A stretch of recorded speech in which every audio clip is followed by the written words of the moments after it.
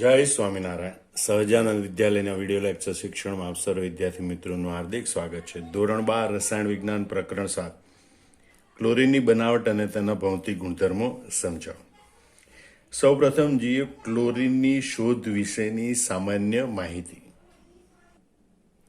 તો કે શીલી નામના વૈજ્ઞાનિકે 1774માં મેંગેનીઝ ડાયોક્સાઇડ MnO2 પર HCl ની પ્રક્રિયા દ્વારા ક્લોરીનની શોધ કરી હતી અને 1810માં ડેવીએ ક્લોરીનનો તાત્વિક સ્વભાવ સ્થાપિત કર્યો, એટલે કે ક્લોરીન એ તત્વ છે એમ સમજાવ્યું અને તેના રંગના આધારે તેનું નામ ક્લોરીન સૂચવ્યું.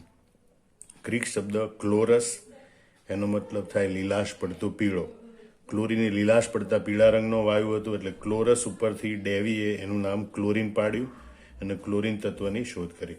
સૌથી પહેલા શોધ 1774માં MnO2 પર HCl ની પ્રક્રિયા દ્વારા શીલીએ કરી હતી અને 1810માં ડેવીએ એ તત્વનું નામ ક્લોરીન એમ સૂચ્યું અને એને તત્વ તરીકે પ્રસ્થાપિત કર્યું હતું.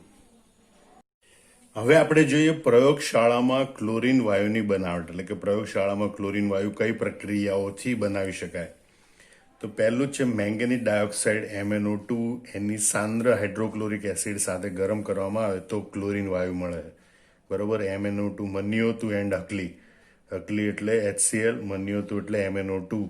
એ બંને વચ્ચેની પ્રક્રિયાથી, એ બંનેના મિશ્રણને ગરમ કરવાથી આ રીતે ક્લોરીન વાયુ મુક્ત થાય છે. MnO2 plus 4HCl gives MnCl2 plus Cl2 plus 2H2O. તો આ સમીકરણ આપણે યાદ રાખવાનો પ્રયત્ન કરીએ. તો પહેલા તો મેંગેનીઝ ડાયોક્સાઇડ એક પ્રક્રિયક છે પ્લસ HCl બીજો પ્રક્રિયક છે. એટલે યાદ રાખજો, પહેલી કોની પ્રક્રિયા થાય? Mn ની. કોની સાથે? ક્લોરીન સાથે. એટલે શું બનાવે? MnCl2. બીજી ઓક્સિજનની પ્રક્રિયા થાય. કોની સાથે? H સાથે. એટલે શું બનાવે? પાણી બનાવે. અને આ ક્લોરીન વાયુ આ પ્રક્રિયામાં મુક્ત થાય એટલે Cl2. બરોબર. હવે વાત આવે સમીકરણ સંતુલિત કરવાની. તો અહીં ઓક્સિજન 2 છે, તો અહીંયા 2 લખવાથી 2 ઓક્સિજન સંતુલિત થાય. બીજું 2 દુ 4 હાઇડ્રોજન થાય એટલે પણ 4 લખવા પડે, અથવા તો અહીંયા 2 ને 2 4 ક્લોરીન છે એટલે પણ 4 લખવાથી સમીકરણ સંતુલિત થાય. આમ MnO2 plus 4HCl it gives MnCl2 plus Cl2 plus 2H2O. આ રીતે સમીકરણ લખી શકાય. જો ફરીથી યાદ રાખી લો, MnCl સાથે જોડાય MnCl2 બનાવે, O2H સાથે જોડાય H2O બનાવે અને ક્લોરીન વાયુ મુક્ત થાય આ પ્રક્રિયામાં. એટલે લખવાનું MnCl2 plus H2O plus Cl2. પછી સમીકરણ સંતુલિત કરવા માટે H2O આગળ 2 લખવાના, HC આગળ 4 લખવાના. આ રીતે મેંગેનીઝ ડાયોક્સાઇડ અને હાઇડ્રોક્લોરિક એસિડનું મિશ્રણ હોય અને ગરમ કરવાથી ક્લોરીન વાયુ મુક્ત થાય છે અને ક્લોરીન વાયુને એકઠો કરવામાં આવે છે. હવે આપણે બીજી પ્રક્રિયા જોઈએ કે આ મેંગેનીઝ ડાયોક્સાઇડ સાથેની પ્રક્રિયામાં જે આપણે HCl વાપરીએ છીએ એને બદલે મીઠું અને સાંદ્ર H2SO4 નું મિશ્રણ વાપરીએ તો પણ આપણને ક્લોરીન વાયુ મળે છે. બરોબર. 4NaCl plus MnO2 plus 4H2SO4 gives MnCl2 plus 4NaHSO4 plus 2H2O plus Cl2. આ સમીકરણને પણ આપણે યાદ રાખવાનો પ્રયત્ન કરીએ. તમે જો પ્રક્રિયક મૂળ આપણો મેંગેનીઝ ડાયોક્સાઇડ છે MnO2 પ્લસ મીઠું અને સાંદ્ર H2SO4 NaCl પ્લસ H2SO4. તો કઈ રીતે ઘટના બને? તો કે ભાઈ Mn છે એ જોડાય Cl સાથે એટલે MnCl2 બનાવે. આ Na છે એ જોડાય HSO4 સાથે, આમાંથી એક જ H મુક્ત થાય. બરોબર. એટલે બનાવે NaHSO4. HSO4 માંથી બને NaHSO4 એટલે કે સલ્ફ્યુરિક એસિડ માંથી બને સોડિયમ હાઇડ્રોજન સલ્ફેટ. આ ઓક્સિજન છે આ H સાથે જોડાય એટલે બને H2O. બરોબર. અને અહીંયાથી આ ક્લોરીન વાયુ મુક્ત થાય છે એટલે Cl2. ખ્યાલ આવી ગયો? આ ક્લોરીન છે કોઈની સાથે ખાલી Mn સાથે જોડાય MnCl2 બનાવે અને ક્લોરીન વાયુ મુક્ત પણ થાય છે. અહીંયા પણ તમે જોઈ શકો 2 ને 2 4 ક્લોરીન છે એટલે તમારે અહીંયા 4 લખવા પડે, તો 4 સોડિયમ થાય એટલે તમે 4 એને સંતુલિત કરવા માટે 4 વડે ગુણો અને 4 સલ્ફેટ થાય એટલે તમે અહીંયા પણ 4 લખી નાખો. બરાબર. MnO2 માં 2 ઓક્સિજન છે વધારાના, એના માટે તમે અહીંયા 2 લખશો. આમ સમીકરણ તમારું થાય છે MnO2 plus NaCl plus H2SO4. It gives Mn જોડાય Cl સાથે MnCl2, Na જોડાય HSO4 સાથે NaHSO4 પ્લસ O જોડાય H સાથે H2O અને ક્લોરીન વાયુ મુક્ત થાય છે. બરોબર. સમીકરણ સંતુલિત કરવા માટે આ બે જગ્યાએ 4 લખવાનું, NaHSO4 4 અને અહીંયા લખવાનું 2. 144, 14, 21 એવી રીતે પણ તમે યાદ રાખી શકો છો. આ મેંગેનીઝ ડાયોક્સાઇડ છે એની HCl સાથે પ્રક્રિયા કરવાને બદલે સોડિયમ ક્લોરાઇડ અને સાંદ્ર સલ્ફ્યુરિક એસિડના મિશ્રણ સાથે પ્રક્રિયા કરવામાં આવે તો પણ ક્લોરીન વાયુ મેળવી શકાય છે. હવે આપણે ત્રીજી પ્રક્રિયા જોઈએ કે ભાઈ પોટેશિયમ પરમેંગેનેટ KMnO4 એના પર HCl ની પ્રક્રિયા કરવામાં આવે તો પણ ક્લોરીન વાયુ મળે છે. એ સમીકરણ પણ આપણે યાદ રાખવાનો પ્રયત્ન કરીએ. અહીંયા potassium permanganate KMnO4 plus HCl આ બંને વચ્ચે પ્રક્રિયા કરવામાં આવે, એના મિશ્રણને ગરમ કરવામાં આવે તો પહેલાં જુઓ તમે કેની Cl સાથે પ્રક્રિયા થાય KCl બને, પ્લસ Mnની Cl સાથે પ્રક્રિયા થાય MnCl2 બને, ઓક્સિજન છે આ H સાથે જોડાય H2O બને અને પછી ક્લોરીન વાયુ મુક્ત થાય છે Cl2. બરોબર. હવે આ સમીકરણના જે અંકો છે સહગુણક અંકો એ બધા યાદ રાખી લેવાના. 2, 16, 22, 85. આને યાદ રાખવું અથવા તો એમ કહેવાય ગોખવું જ ઇઝી પડશે. બરોબર. કારણ કે આ પ્રક્રિયા જો સંતુલિત કરવી તો રેડોક્સ પ્રક્રિયાના આધારે સંતુલિત કરે. MnO4 માઇનસ આયન છે એની Cl માઇનસ આયન સાથે પ્રક્રિયા થાય, MnO4 નું રિડક્શન થઈ Mn2 પ્લસ બને, Cl માઇનસનું ઓક્સિડેશન થઈ Cl2 બને. આ K પ્લસ છે પ્રેક્ષક આયનો છે, પ્રેક્ષક આયનો સંતુલિત કરવા પડે અને આ સંપૂર્ણ સમીકરણ સંતુલિત કરીએ ત્યારે આપણને આ પ્રમાણેનું સમીકરણ મળે. ફરીથી આપણે એકવાર લખી નાખીએ KMnO4 plus HCl. It gives K માંથી KCl સાથે જોડાય એટલે KCl બને, K માંથી KCl બને, Mn માંથી MnCl2 બને, આ ઓક્સિજનમાંથી પાણી બને H2O અને પ્લસ આ ક્લોરીન છૂટો પડે Cl2. અને સમીકરણ ગોખવાનું છે 2, 16, 22, 85. બરોબર. આ રીતે ત્રીજું સમીકરણ યાદ રાખવાનું.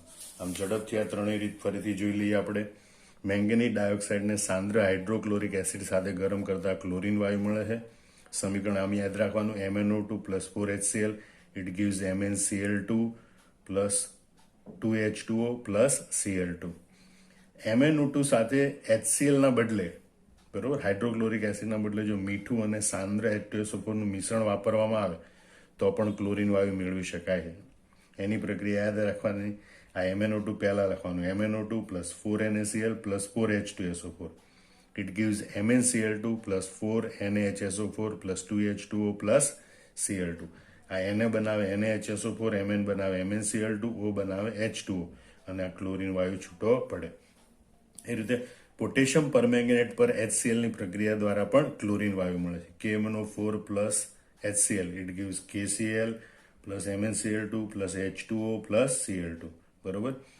એટલે સમીકરણ માટે આમ યાદ રાખવાનું 2, 16, 22, 85. 2 KMnO4 plus 16 HCl gives 2 KCl plus 2 MnCl2 plus 8 H2O plus 5 Cl2. બરોબર. આમ પ્રયોગશાળામાં ક્લોરીનની બનાવટની આ રીતો યાદ રાખી લેવાની. હવે આપણે ક્લોરીનના ઔદ્યોગિક ઉત્પાદનની રીત જોઈએ. ક્યારે પણ ઔદ્યોગિક બનાવટ અથવા ઔદ્યોગિક રીત એમ શબ્દ આવે એટલે સમજવાનું કે ક્લોરીન તો ઘણી બધી રીતે બનતો હોય, પણ આ પ્રક્રિયા દ્વારા જે ક્લોરીન બનાવવામાં આવે એ ઘણો સસ્તો બનતો હોવો જોઈએ. બીજું, એ ખૂબ મોટા પાયા પર એનું ઉત્પાદન થઈ શકતું હોવું જોઈએ. એટલે કે એના ઉત્પાદનનો પ્લાન્ટ છે એ સલામત હોવો જોઈએ અને મોટા પાયે ઉત્પાદન કરી શકે તેવો હોવો જોઈએ. તો અહીંયા ક્લોરીનના ઔદ્યોગિક ઉત્પાદનની પહેલી રીત આપણે ડિક્કન પ્રક્રમ જોઈએ કે ભાઈ 723 કેલ્વિન તાપમાને CuCl2 એટલે કે ક્યુપ્રિક ક્લોરાઇડ ઉદ્દીપકની હાજરીમાં વાતાવરણીય ઓક્સિજન વડે હાઇડ્રોજન ક્લોરાઇડના ઓક્સિડેશન દ્વારા ક્લોરીન વાયુ બને છે. 4HCl plus O2 gives 2Cl2 plus 2H2. તમે ખાલી આટલું સમીકરણ લખી લો ને તો એની પરથી પણ આ વર્ણન તમે યાદ રાખી શકો. સમીકરણમાં તમારે ઉમેરવાનું, બરોબર. 723 કેલ્વિન તાપમાને CuCl2 ઉદ્દીપકની હાજરીમાં વાતાવરણીય ઓક્સિજન વડે હાઇડ્રોજન ક્લોરાઇડનું ઓક્સિડેશન કરવાથી ક્લોરીન વાયુ મળે છે, બરોબર. 4HCl plus O2 gives 2Cl2 plus 2H2O. આ સમીકરણને આપણે આવી રીતે પણ યાદ રાખવાનો પ્રયત્ન કરીએ કે ભાઈ HCl છે એનું હવામાંના ઓક્સિજન વડે ઓક્સિડેશન થાય એટલે હાઇડ્રોજન જોડાય O સાથે, H2O બને અને ક્લોરીન વાયુ મુક્ત થાય. પ્રક્રિયા 723 કેલ્વિન તાપમાને CuCl2 ઉદ્દીપકની હાજરીમાં થાય. સમીકરણ સંતુલિત કરવાની વાત છે તો ઓક્સિજન 2 છે એટલે અહીં 2 લખવાના, એટલે 2 દુ 4 હાઇડ્રોજન થાય એટલે 4 લખવાના, 4 ક્લોરીન થાય એટલે અહીંયા 2 લખવાના. 41, 22 એ રીતે સમીકરણ યાદ રાખવાનું. આમ 4HCl plus O2 gives 2Cl2 plus 2H2O. CuCl2 ઉદ્દીપક અને 723 કેલ્વિન તાપમાન. હવે આપણે બીજી રીત જોઈએ, વિદ્યુત વિભાજન પ્રક્રમ એટલે કે ઇલેક્ટ્રોલિસિસ દ્વારા ક્લોરીનનું ઉત્પાદન. ક્ષાર જળ એટલે કે દરિયાનું સાંદ્ર પાણી, જે હકીકતમાં NaCl નું સાંદ્ર દ્રાવણ જ હોય છે, એનું વિદ્યુત વિભાજન કરી અને ક્લોરીન વાયુ મેળવવામાં આવે, બરોબર. વિદ્યુત વિભાજન કોષમાં કેથોડ અને એનોડ ગોઠવી અને યોગ્ય ક્ષમતાવાળો વિદ્યુત પ્રવાહ પસાર કરવામાં આવે. આ કોષમાં ક્ષાર જળ ભરી દેવાનું અને વિદ્યુત પ્રવાહ પસાર કરવામાં આવે તો એનોડ ઉપર ક્લોરીન વાયુ મુક્ત થાય છે, કેથોડ ઉપર હાઇડ્રોજન મુક્ત થાય છે અને દ્રાવણમાં NaOH બને છે. આમાં એક જ પ્રક્રિયાથી 3 પદાર્થો મેળવી શકાય છે અને એટલે ખૂબ સસ્તું પણ પડે, બરોબર. આ બીજું વિદ્યુત વિભાજન પ્રક્રમ છે કે ક્ષાર જળ એટલે કે સાંદ્ર NaCl નું દ્રાવણ, એના વિદ્યુત વિભાજન દ્વારા ક્લોરીન મેળવવામાં આવે છે ત્યારે ક્લોરીન એ એનોડ પર મુક્ત થાય. આ ઉપરાંત ક્લોરીન છે એ અનેક રાસાયણિક ઉદ્યોગોમાં ઉપપેદાશ તરીકે આપણને પ્રાપ્ત થાય છે, બરોબર. ઘણી રાસાયણિક પ્રક્રિયા હોય કે જેમાં વધારાની નિપજ તરીકે ક્લોરીન મળતો હોય તો એનો સંગ્રહ કરી અને જે તે ઉપયોગ માટે એનો વાપરી શકાય છે. આમ ઔદ્યોગિક ઉત્પાદનની આ રીત બરોબર મોઢે કરી નાખવાની.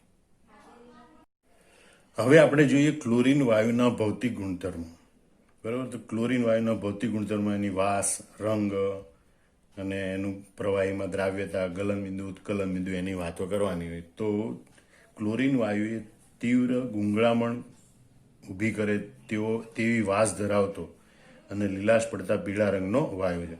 એટલે વાસ કેવી તો કે તીવ્ર અને ગુંગળામણકારક વાસ, અને રંગ કેવો તો લીલાશ પડતો પીળો, અને અવસ્થા કઈ તો કે વાયુ છે. એટલે આમાં 3 ગુણધર્મ આવી ગયા. ક્લોરીન એ તીવ્ર અને ગુંગળામણકારક વાસ ધરાવતો વાયુ છે, લીલાશ પડતો પીળા રંગનો વાયુ છે.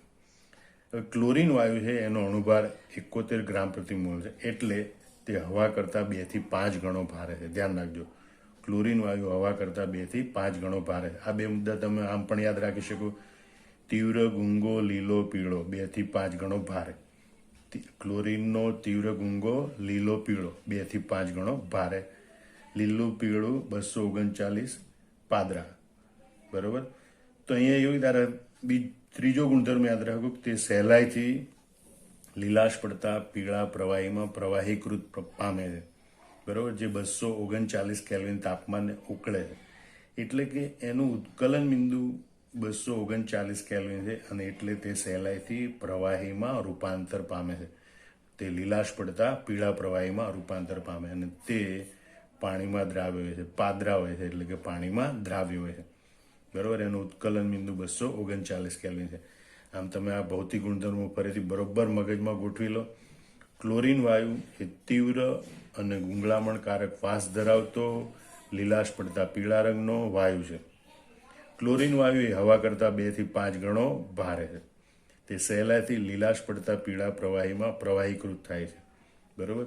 જે 239 કેલ્વિન તાપમાને ઉકળે છે અને તે પાણીમાં દ્રાવ્ય થાય છે. આમ ક્લોરીનની બનાવટની રીતો અને ભૌતિક ગુણધર્મો બરોબર યાદ કરી, ગોખી અને મોઢે કરી અને પછી નોટમાં લખી નાખવાના. જય સ્વામિનારાયણ.